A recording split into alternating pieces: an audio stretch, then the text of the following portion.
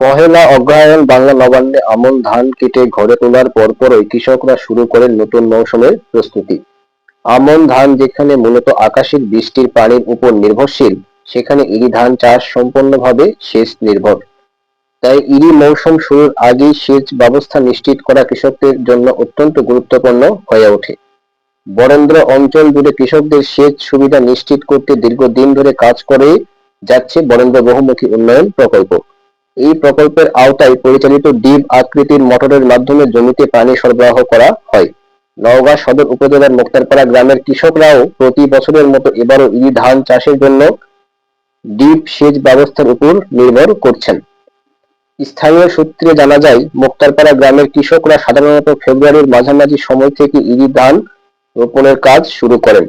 সেই প্রস্তুতির অংশ হিসেবে আজ মঙ্গলবার ৩রা ফেব্রুয়ারি ডিপ চালু করার লক্ষ্যে বৈদ্যুতিক খুঁটিতে ট্রান্সফরমার স্থাপন করা হয়েছে।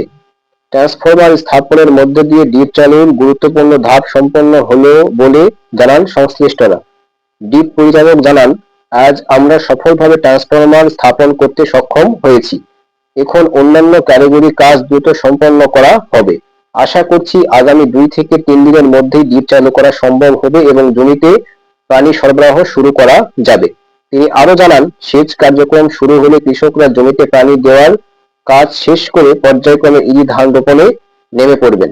প্রতি বছর যে টাইমে ট্রান্সমিটার তুলতে হয় আমরা তুললাম, জমির আলধার পাতা হয়েছে, আমরা ট্রান্সমিটার সেটিং করে ২-৪ মধ্যে আমরা পানি ছাড়ে দেবো মাঠে এবং ইরির ধান লাগানোর জন্য। এদিকে ডিপ চালুর খবরে মুক্তারপাড়া গ্রামের কৃষকদের মধ্যে স্বস্তি ফিরে এসেছে।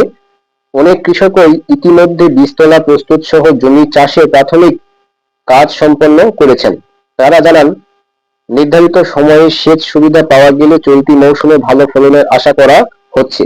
স্থানীয় কৃষি সংশ্লিষ্টরা মনে করছেন, সময়মতো ডিপ চালু হওয়া ইরি ধান উৎপাদনে ইতিবাচক প্রভাব ফেলবে।